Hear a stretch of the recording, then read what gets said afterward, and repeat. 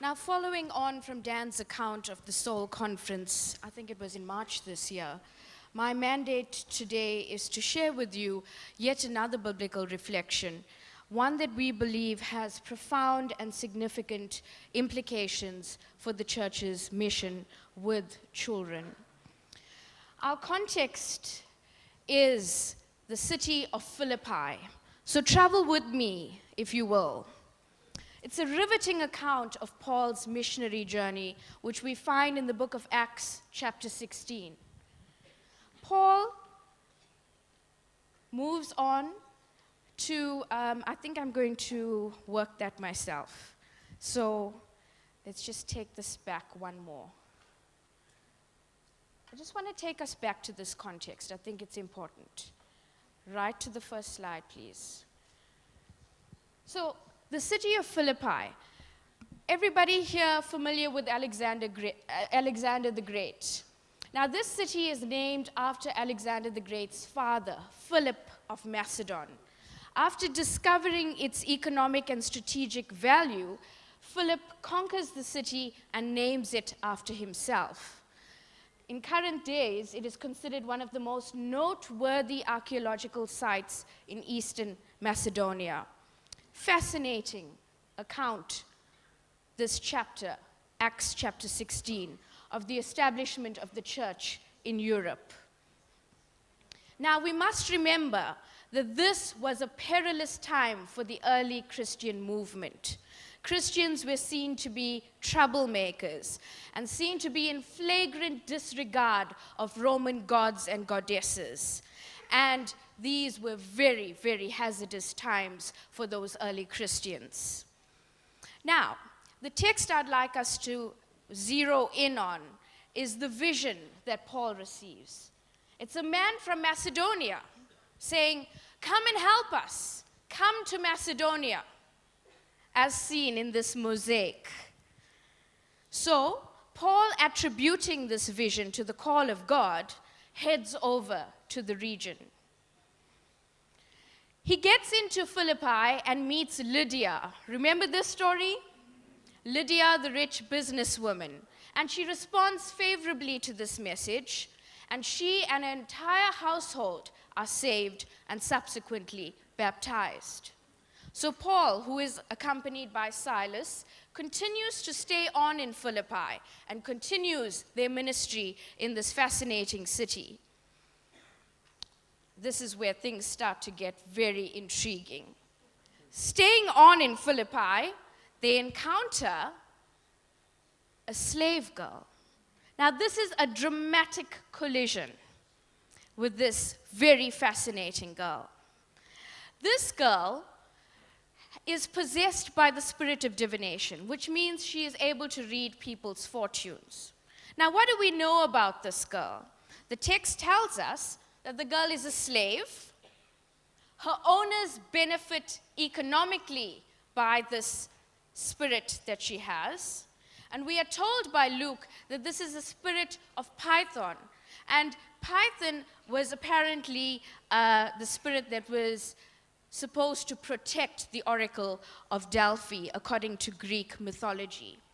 So, this girl is possessed by the spirit, and when she observes Paul and Silas, she begins to scream out, and she says, according to the scripture, "These men are the servants of the Most High God. They proclaim to us the way of salvation." And she continues to scream out, "These men are the servants of the Most High God. They proclaim to us a way of salvation." And every day, as Paul and Silas are trying to quietly go about their mission work, because remember, these are perilous times for the early Christians, this girl is out there screaming out, "These men are the servants of the Most High God, and they proclaim to us a way of salvation." Now, Paul, not known for his finesse or compassion, becomes highly agitated by this girl, and annoyed. Some versions say he's annoyed by this girl. And so, at one point, just thinks, why can't she just be quiet already? There's something wrong here. There's something wrong with this witness. what's wrong with this witness? Now, I'd like to submit to you that this witness lacked credibility. How was she to truly know about this salvation if she was being manipulated by this evil spirit? How was she to truly know? Has she tasted of the fruit of salvation? No. She was being manipulated by the spirit of divination. So her witness lacked integrity. It was an important truth, but it was serving an illicit and dubious purpose because of its link with paganism and the occult. Now, if we think that integrity is the state of being complete or undivided, let's for a moment scrutinize this girl's witness. Her discourse, what she said, did not link with her consciousness, what she thought, with her action, what she did. There was a disconnect between the discourse, consciousness, and action. And therefore, there was a lack of integrity in her witness. And for this reason, this witness was neither accepted or needed. And what we see next is the wonderful deliverance of the girl from this evil spirit. Now, tragically, we never hear of the girl again, but this set upon a series of very significant events in the missionary journey of Paul and Silas. When the owners discover that their business asset, who was able to make them a huge profit, was no longer capable of doing the fortune telling, they became very angry. Naturally, their hope of profit was gone, and this made them very, very angry. So, they decided to trump up some charges against Paul and Silas. What were these charges? Firstly, they were upsetting and disturbing the city. I'm wondering if we have any people here who upset and disturb their cities. Secondly, they were accused of advocating Jewish customs, and this was unacceptable. So, who were her accusers? Who were their accusers? They were the owners, whose economic profit was suddenly taken away. And then we have the mindless crowds who join in the attack on Paul and Silas, and they join in unified opposition. And in South Africa, we would say this is tantamount to a xenophobic attack on the two. So, what then was the punishment? They were stripped. They were severely flogged, seriously enough to cause open wounds. And because they were considered low status, presumed by accusation alone to be guilty, they were thrown into the innermost cells of the prison, the cells that were reserved for the most dangerous felons. And upon being thrown into these cells, they were kept under vigilant watch and their feet firmly strapped in. So, this is where things start to heat up and the pace of the chapter picks up. Here is the most famous scriptures preached around the world. Remember the jailhouse rock? Anybody here? This is a sermon preached around the world. When things get hard, when you feel like your back's up against the wall, when your hands are tied, when things are really, really bad, what do? Praise Him. Praise, sing, worship, and everything is going to be okay. But again, my submission to you, ladies and gentlemen, is this really all the text is about? I fear that if we take this text out of context, we would be robbing it of its richness. We must remember why Paul and Silas ended up in prison. Why did they end up in prison? It is because they dared to touch the profit margin of those owners who had used that girl. And so they end up being treated as dangerous felons, beaten and trapped in this prison. And that's when, after praising and worshiping, there's a mighty deliverance, and they are set free from their captivity. We remember the story of the jailer who is terrified that they would escape and he would be blamed, and he subsequently, together with his family, is saved. And so the story continues. The magistrates say, okay, we've heard about this, just please, you two, go in peace already. I can imagine them telling us, once this conference is over, you people from the 414 conference, just go in peace. They want to get rid of us. And so they did the same with Paul and Silas. But Paul and Silas refused to go in peace. They said, hold on here. There's a massive miscarriage of justice. You have publicly humiliated us. You have publicly assaulted us. The violence against us was completely unwarranted. We were not tried. We were just found guilty and thrown into your inner cells. And now you want us to go quietly? I find this fascinating. Quite a far cry from the meek, mild, gentle Christianity. This is a Christianity that is concerned with justice. A Christianity that is concerned with justice and not just mercy.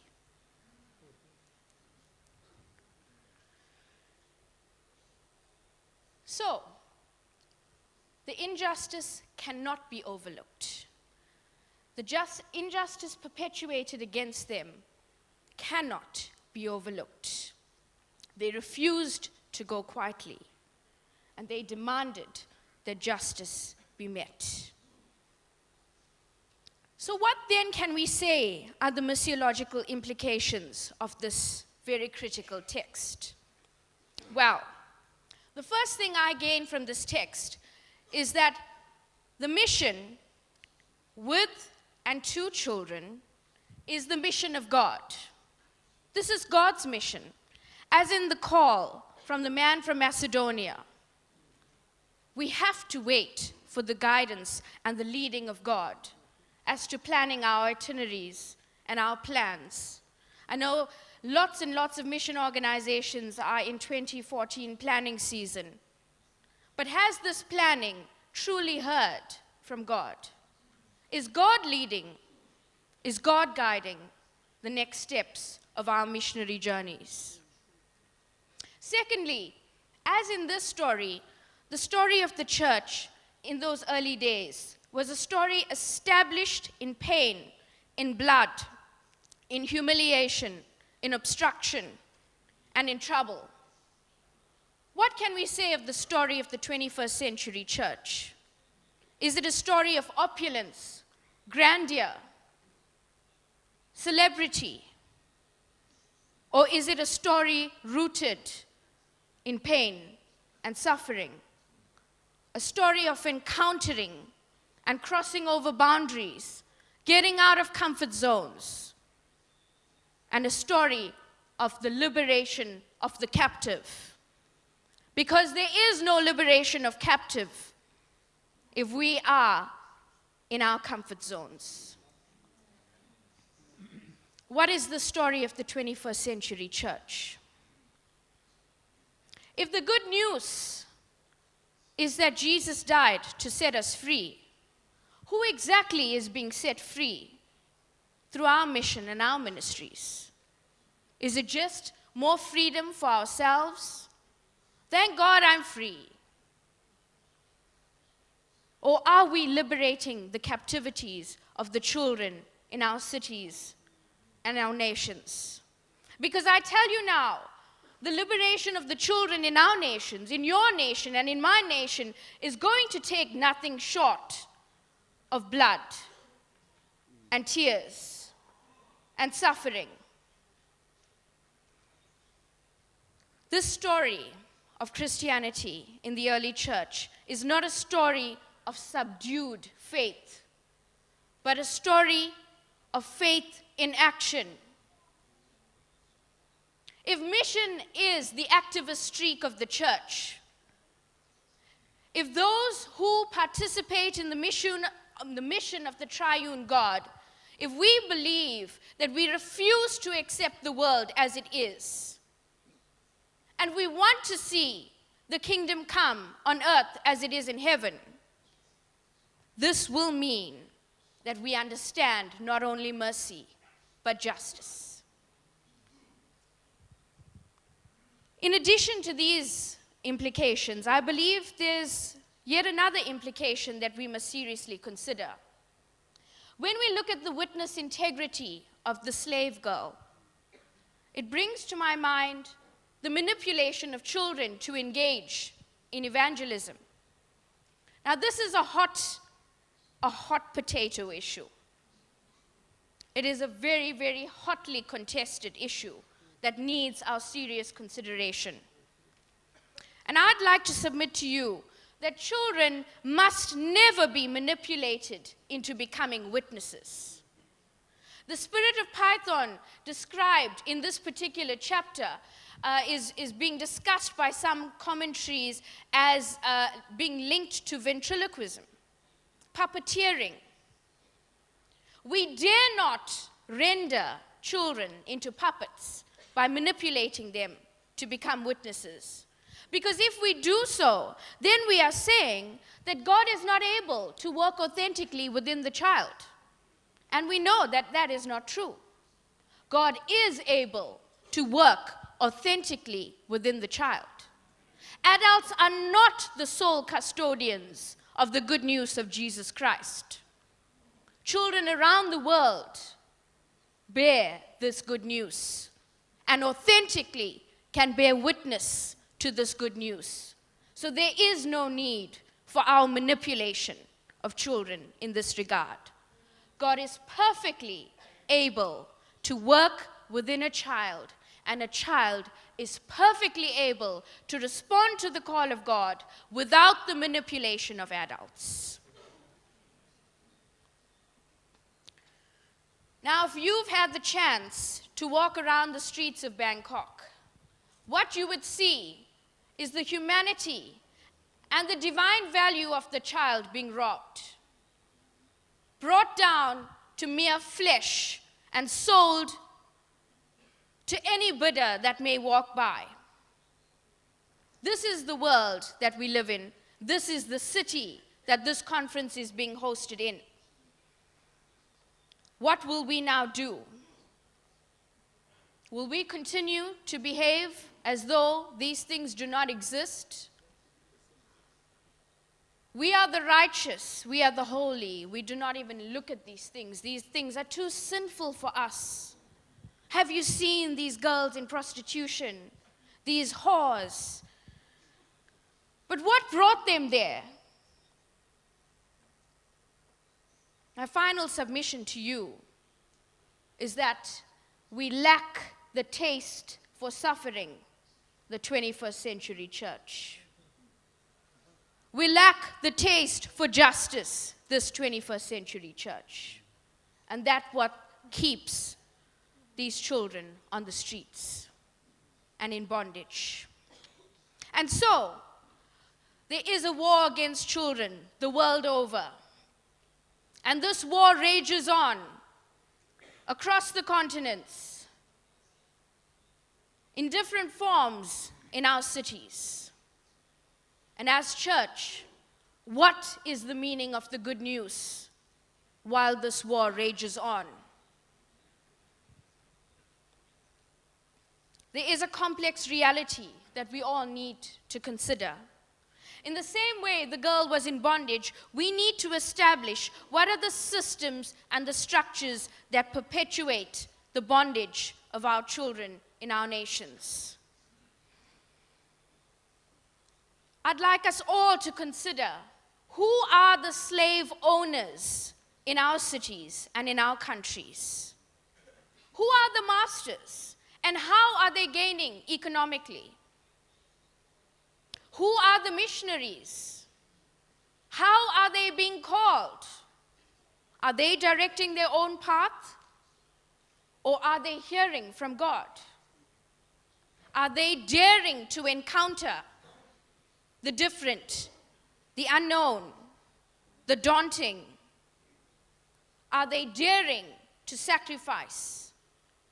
Are they daring to cross over and to liberate the children that are in bondage and that are being oppressed?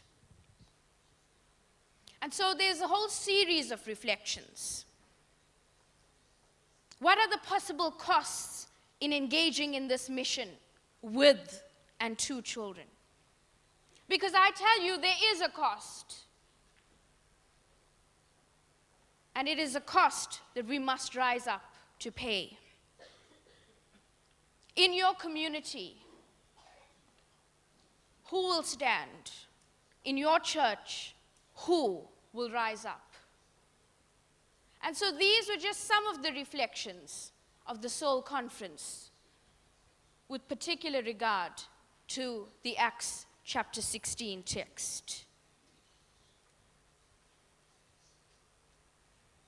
Calling you all to a conference of this nature is calling you with a great expectation. It is not so that you can just take another conference for the 2013 conference circuit. It is to say, with great responsibility, that the church has been called to such a time as this, in a time of great evil. How will we respond to this call? How will we respond to the spiritual and material oppression of children across the world? I do not stand here to become sensational or to just raise your emotions for a few moments. I am pleading with you. For how much longer will we allow this? If we say we believe in the good news of Jesus Christ, if we say we carry with us the liberating presence of the Most High God, how much longer?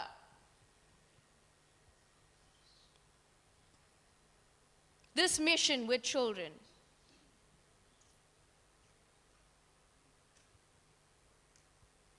what does it mean in the context of the 21st century?